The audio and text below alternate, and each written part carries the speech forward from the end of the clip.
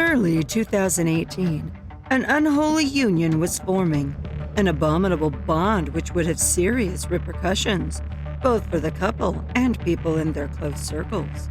Meet Lori Vallow, a woman pretty on the surface, quiet and unassuming at first glance. Beneath that perfect paint job, however, was a twisted interior, and her radio was tuned into a program broadcasting on atrocious airwaves. The dubious DJ and future star of her show was one Chad Daybell.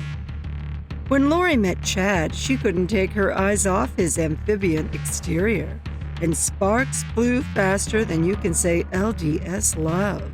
Under his scaly skin lurked his slimy innards, a grotesque interpretation of Mormonism that you'll have to see to believe. The feelings Chad evoked within her set in motion a sinister series of circumstances that would leave several people dead. Sit back, grab yourself a snack, but definitely don't drink the Kool-Aid, because this is absolutely criminal.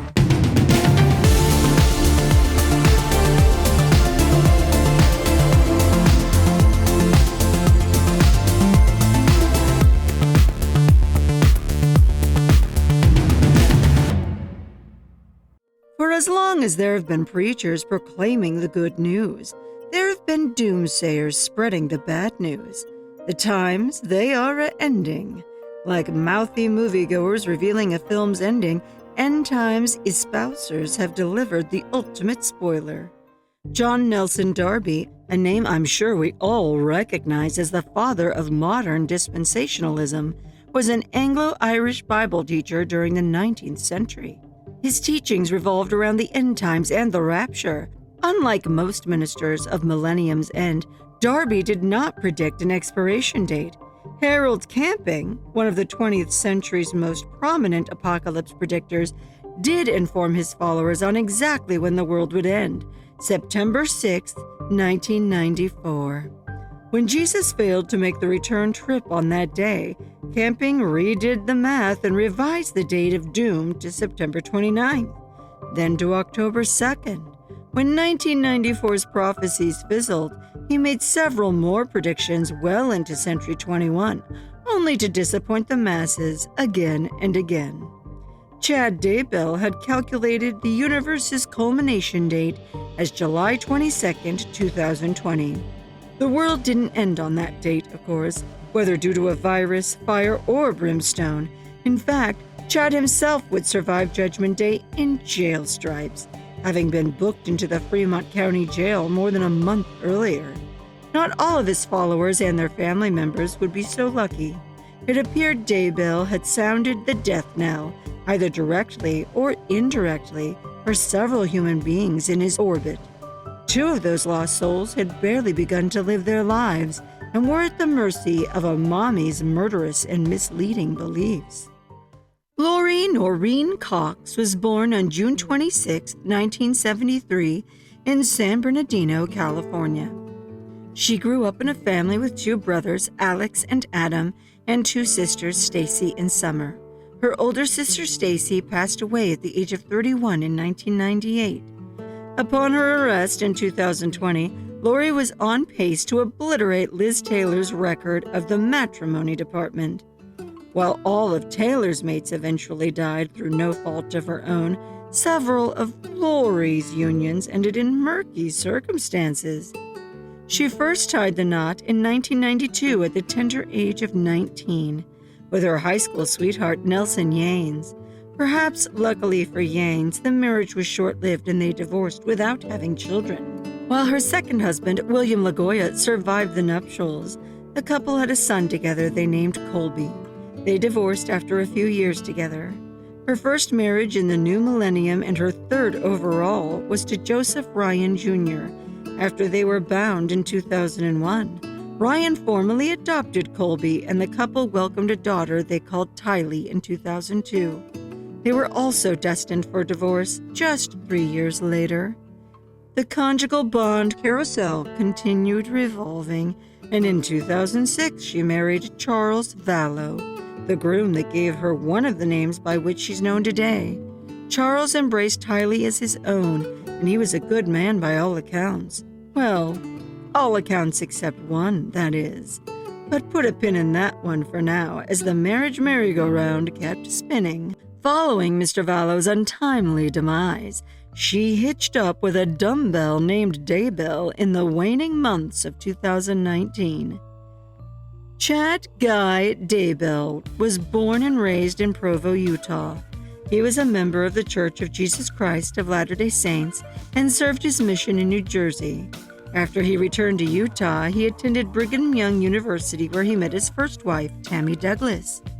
They were wed in the temple in 1990 and would go on to produce 5 children together. Chad worked as a cemetery sexton, colloquially known as a grave digger. Yep, you can't make this shit up. But I'm getting way ahead of myself here. Before he allegedly branched out into freelance sextoning, Daybell was responsible for overseeing the church graveyard, perhaps influencing his writings. He wrote and self-published more than 25 books for fellow LDSIs, which focused on near-death experience and, of course, doomsday. He claimed to have had 2 rendezvous with the Grim Reaper, which enabled him to have visions of the future beamed into his brain. For Chad and Lori alike, the end of days really seemed to get their rancid romantic juices flowing. The cataclysmic couple met in 2018 through their shared interests. They both appeared on several episodes of a podcast called Preparing a People, discussing how to prepare and look busy when Jesus returns to earth. In a pickup line that gets him every time, he told Lori she was a translated being, just like him. This gave them special missions to perform in preparation for the end of the world. Not too long after they met, and what we're sure was totally a cosmic coincidence, Chad's wife Tammy Daybell died in October 2019. He apparently got over it pretty quick, as he married Lori just 2 weeks later. By the time they said "I do" in the islands, both of the children in Lori's care were dead. Tylee Ryan, Lori Vallow's 17-year-old daughter, was last seen alive on September 8, 2019, during a family trip to Yellowstone National Park. In a photo taken that day, she was seen posing alongside her younger brother JJ and her uncle, Alex Cox. It's the last known image of her alive. JJ Vallow, Lori's 7-year-old adopted son, was last seen 2 weeks later on September 23rd at his school in Rexburg, Idaho. Lori would unenroll him from the school shortly thereafter, saying she would homeschool him from that point forward. Instead, just like his sister Tylee, he vanished from public view forever.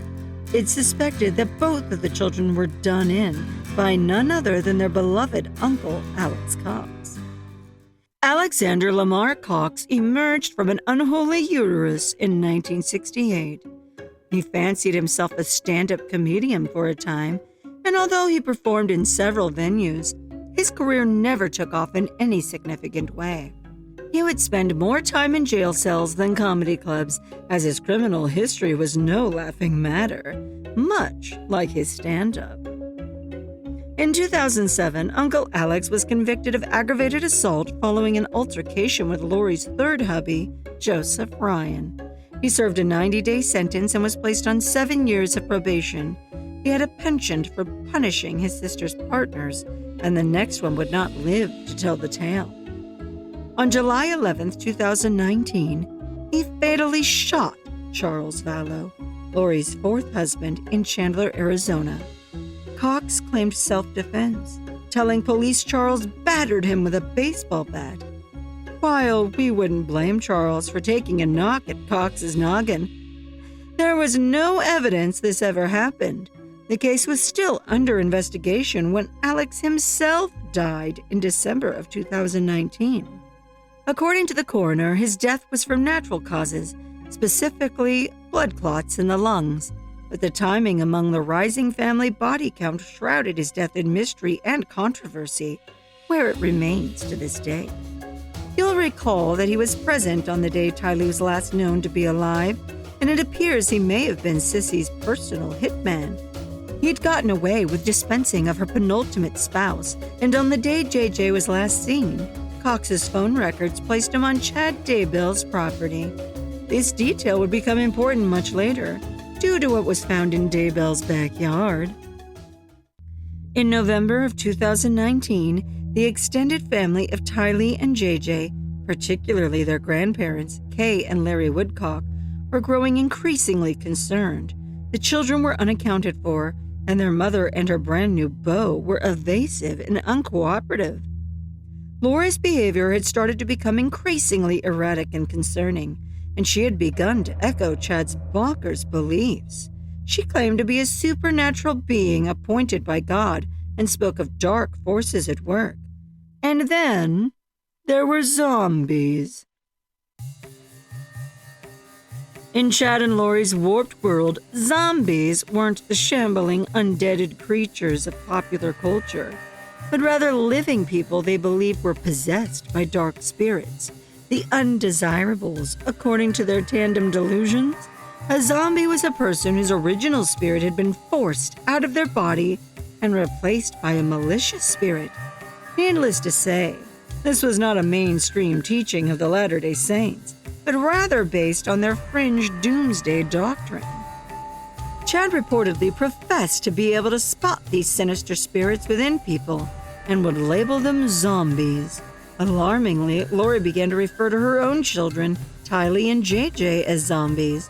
In her mind, their bodies had been hijacked by evil entities, and according to their shared misconceptions, the only way to free the original spirit of a zombie was through the destruction of their physical body. In November of 2019, police questioned Lori about the children's whereabouts and welfare. Chad and Lori simply asserted that the kids were elsewhere. Tylee was attending BYU, and JJ was with a family friend in Arizona. The only problem with that story is that police would contact that family friend, but not before Chad and Lori made a beeline to their landline and placed a harried call to her pal and former Grand Canyon State mate, Melanie Gibb. They wanted her to lie and say that she had JJ and that they were watching Frozen 2 together. Everything was fine, she was assured. All Melanie needed to do was drive to a movie theater and take and send pictures of random kids. Most importantly, Lori pleaded, Melanie was not to answer the phone, as police would be calling. Melanie was taken aback by the request, and being that she was less lizard-like than Lori, eventually decided not to comply. On December 6, 2019, Melanie contacted the police and unearthed the couple's undead delusions, and it became evident that if the children were still alive, they were indeed in grave danger. She would help law enforcement lay a trap for her friend. Gibb turned out to be one of the only beacons of sanity in a sea of gaslighting. The 5-0 were all ears as Melanie recorded phone calls with the doomsaying duo, and several crucial details were revealed. It would unfortunately be too late for Tylee and JJ, but helped to bring the blurry details of this case into sharp focus. On December 8th, Lori told Melanie that her kids were not only alive and well, but safe and happy. She claimed that along with Chad, they were protecting JJ from his grandmother, Kay Woodcock. According to Lori, the granny got grabby and was attempting to kidnap him. The call turned into a bit of a spiritual war with Lori and Melanie lobbing scripture bombs back and forth at one another. When Melanie accused Lori of believing in zombies and engaging in bizarre rituals, Lori countered that her former BFF was not having the behavior of someone that sees Jesus Christ. The weaponizing and bastardizing of the Holy Scripture did not sit well with Lori's faithful friend, and Melanie didn't believe her when she claimed JJ had an evil spirit in him and was acting aggressively. While the police and worried relatives faced a frozen Idaho winter, the air was not nearly as chilled as their blood. Law enforcement professionals and family alike knew deep in their guts that there would be no happy ending to this living nightmare. The atmosphere in Rexburg was a cold contrast to the warm waves that lapped the shores of Kauai. That's where the carefree couple cocooned themselves as the drama unfolded. Police and family weren't the only parties demanding answers, as the pair's Hawaiian hijinks attracted significant attention. Their worry-free photos were widely circulated as they both appeared to flip a massive middle finger to the media. How and why were they so unworried? Well, they were preparing a kingdom, or some nonsense like that.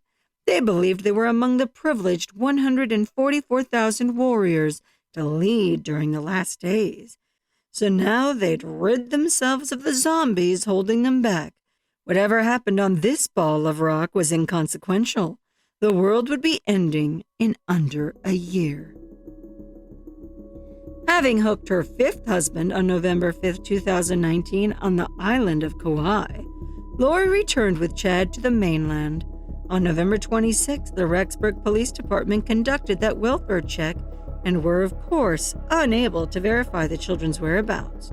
A court order would give the gruesome twosome until December 20th to produce the children to Idaho authorities. Just about a week later, they were back in Hawaii, but not before Chad contacted a realtor about a property on Kauai.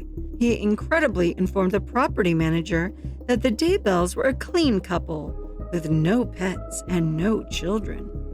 On January 25, 2020, the courts of Kauai would cast a cloud on their loony luau, issuing an order to produce the children within 5 days. That date, of course, came and went, but it would be almost 3 more weeks until Lori Vallow was finally in handcuffs.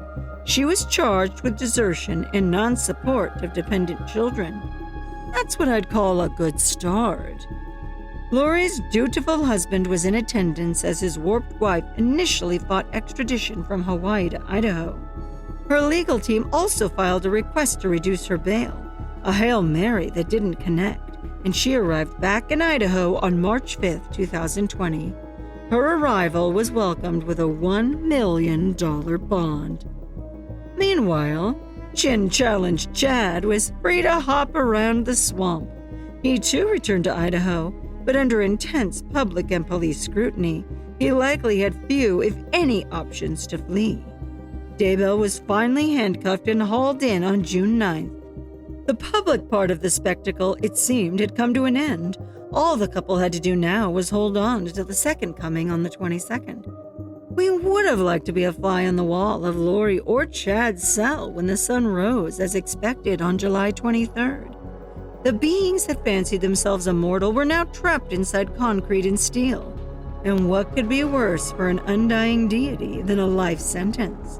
Their fall from grace now complete, Chad and Lori would face some very earthly repercussions.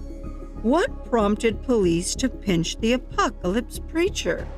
Well, he had some buried secrets very close to home. We will unearth the final truth in just a moment. But first, if you're intrigued by true crime and dark humor, why not subscribe to Absolutely Criminal so you never miss an upload? Make sure you ring the bell and drop a like if you'd like to see more. For some insider information, click the link or scan the code and find out how to see new episodes 2 days early. You'll also have exclusive access to my complete voiceover audio. That means you'll have the whole story about a week ahead of time while we produce the video. Now back to the Nutter Butters depravity of the Daybells. June 9th, 2020 in Salem, Idaho. The execution of a search warrant on Chad Daybell's property marked a critical moment in the investigation into the disappearances of J.J. Vallow and Tylee Ryan. Law enforcement had previously searched the homestead in January of the same year, but new information led them back for a more extensive search. Unfortunately, this exploration of the property would end the search for the children in the most horrifying way. Conducted by multiple agencies, including the FBI and local cops, the warrant was carried out in the early morning. Outfitted with backhoes, tents, and other equipment necessary for an excavation, the operation was spotted from the air. As news helicopters hovered, unsung heroes had a horrific task on their hands. They focused on several specific spots, including near a fire pit and a pond. The world watched, and nobody's more interested in the contents beneath those tents than Chad Daybell himself. He was observed overlooking the dig from his car on a nearby road. As he looked on, the grim search revealed the graves of Tylee and JJ. Far from the zombies or dark spirits their mother believed them to be, their bright and vibrant lights were now known to be extinguished. A somber silence befell the crew as the sobering implications of their find set in. Tylee Ryan's remains were discovered first in a location near the fire pit. Her body had been dismembered and partially burned, and the brave crew knew their terrible task was only half completed. It was now only a matter of finding young JJ. What remained of him was found on a separate part of the property, wrapped in plastic and duct tape. The demented discovery was a deeply emotional moment for the investigators, the community, and most of all, the extended family who had been desperately longing for some kind of miracle. They were left with nothing but the cold, dark reality of their unfair fate. Chad Daybell was taken into custody without incident later that day on charges of destruction, alteration, or concealment of evidence. The dark discovery raised questions about the role of Lori's brother, Alex Cox. You'll recall the funny man's phone records placed him at the exact place of the bodies on the same day each child vanished. He is now thought to have buried his niece on September 9, 2019, and his nephew precisely 2 weeks later. He was guaranteed not to face judgment, at least in this realm, following his sudden death in December of that year. Many in the tight-knit community of Rexburg and far beyond felt the need to express their grief in whatever form they could. Vigils were held in town where residents rallied to light candles, pray, and share their memories of the children. Several memorial sites were created near Daybell's abode and other significant locations related to the case. Flowers, stuffed animals, notes, and other tokens of remembrance were given in tribute to JJ and Tylee. Beyond that local circle of sorrow, people across the country took to social media to express their condolences and share their feelings. Virtual tributes were sent in their memory, and some netizens organized fundraisers to support the innocent children's extended relatives. Many also praised police for their diligent and unrelenting work on the case, expressing gratitude for their efforts to unearth the truth and bring some sort of justice and closure to the family. On May 25th, 2021, Chad and Lori were indicted on charges of conspiracy to commit first-degree murder. At long last, the foul frog and his putrid princess would face their long-anticipated comeuppance. Following a 10-month stint at a mental health facility and many legal maneuvers on both sides, she was deemed fit to stand trial. Opening arguments in the murder trial of Lori Vallow Daybell commenced in Idaho on October 17, 2022.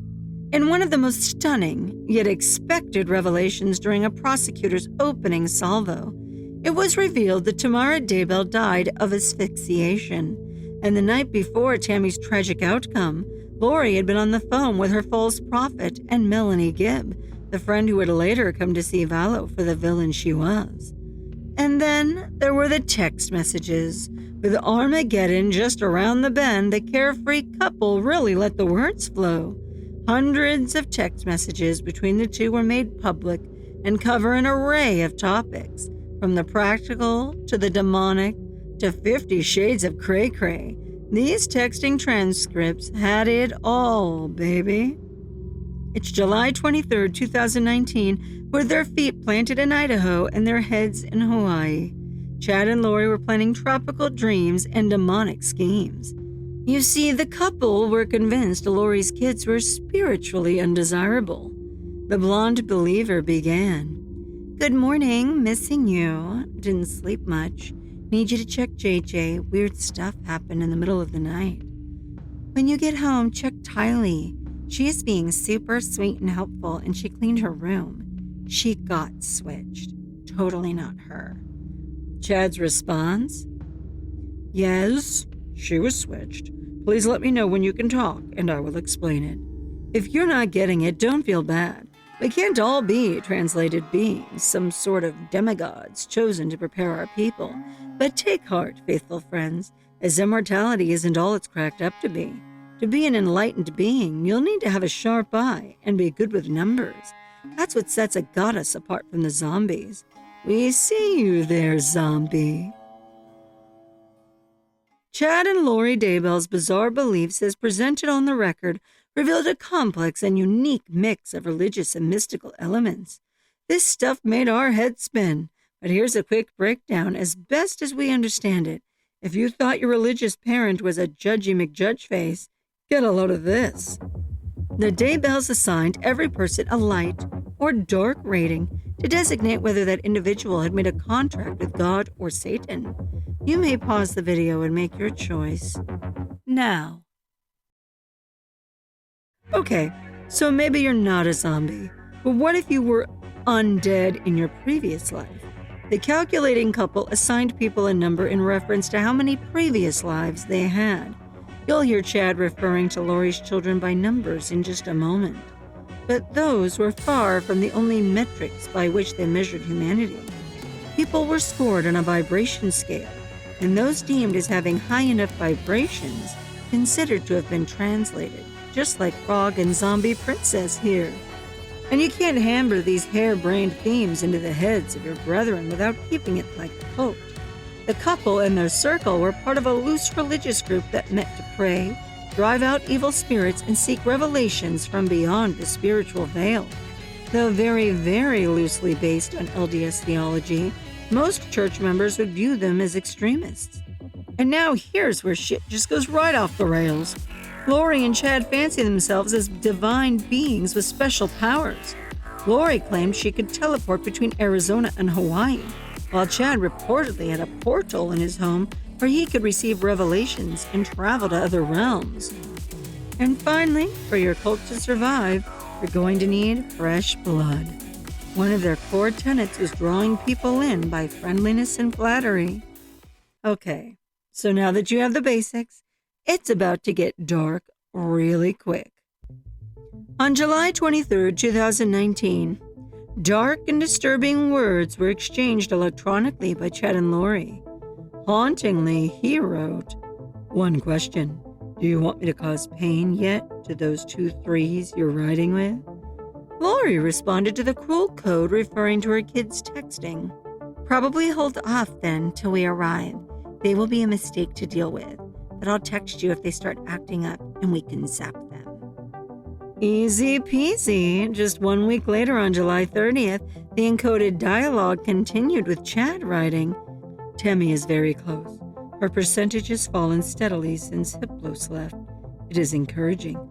Who the is Hiplos? Hyplos?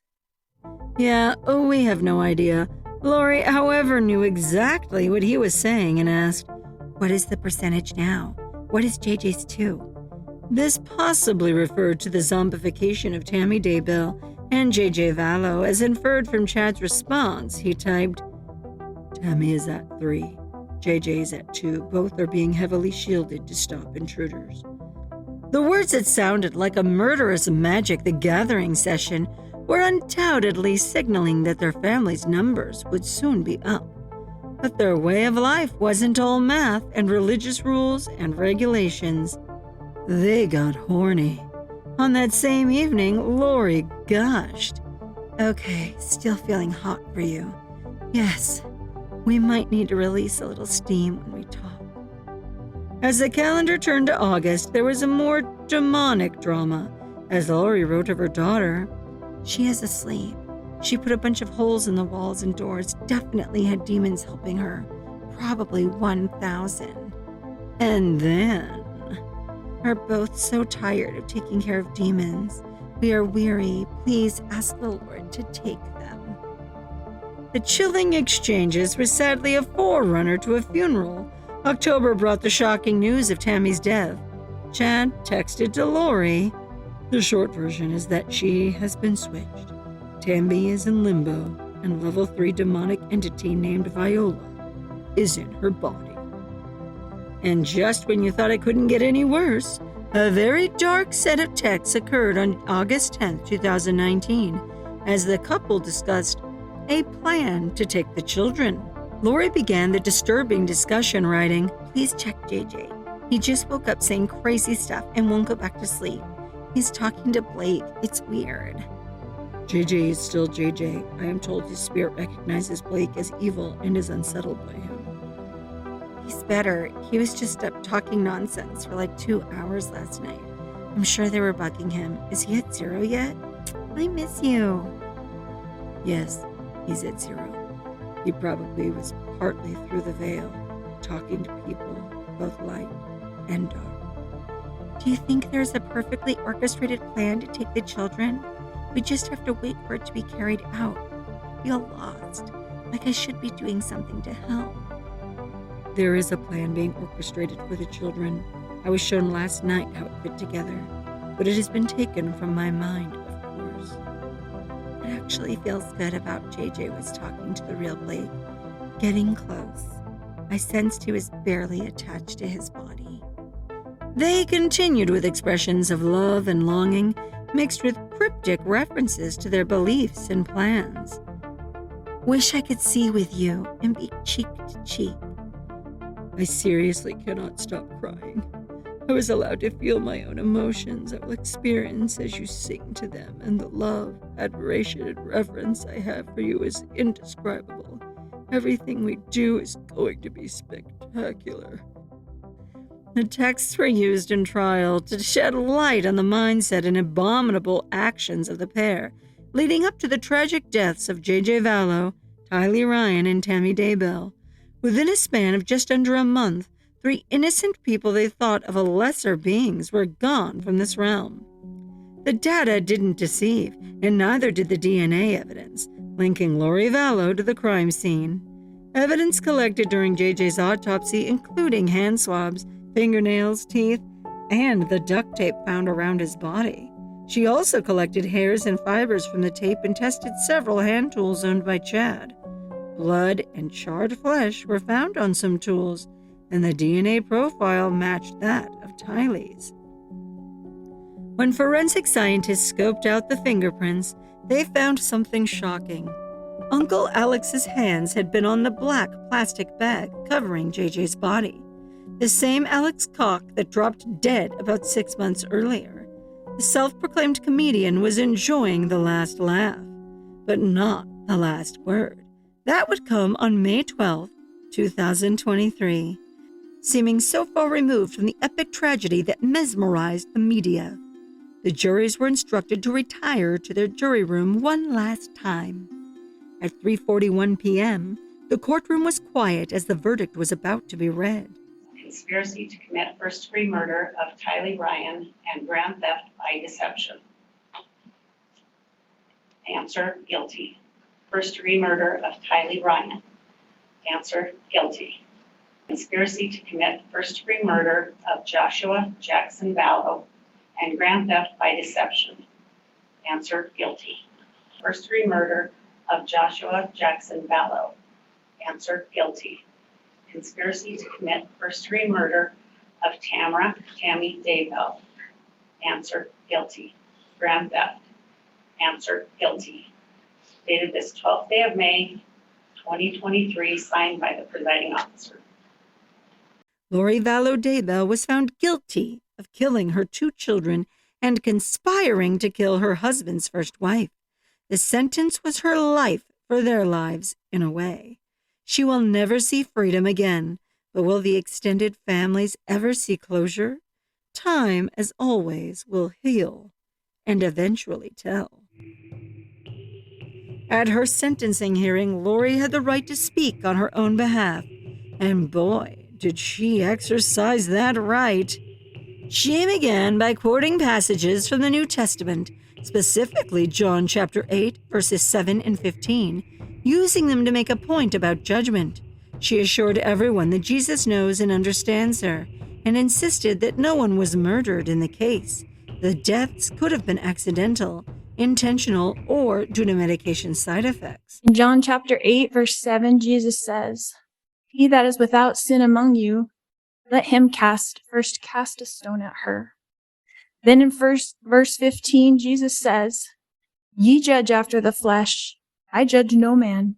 And yet if I judge, my judgment is true." Jesus knows me, and Jesus understands me. And so her speech on unreasonable doubt continued, claiming to have access to the spirit world. She even had daily communications with lost loved ones, angels, and the big guy himself. I have access to heaven and the spirit world. Since then, I have had many communications from people now living in heaven, including my children, Tylee Ashlyn and Joshua Jackson, my sisters, Stacy and Lolly, my aunts and my uncles, and my grandparents. I have had many communications with Jesus Christ, the Savior of this world, and our heavenly parents. She went on to allege many more disgusting details about her very own children.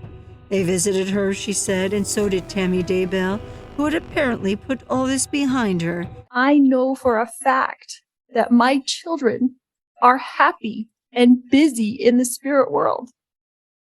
Because of my communications with my friend Tammy Daybell, I know that she is also very happy and extremely busy. At long last, she concluded her statement by expressing her longing for heaven, her lack of fear of death, and anticipation of being reunited with her loved ones. I know them more than most people. I know where they are now and what they're doing. I know how wonderful heaven is, and I'm homesick for it every single day.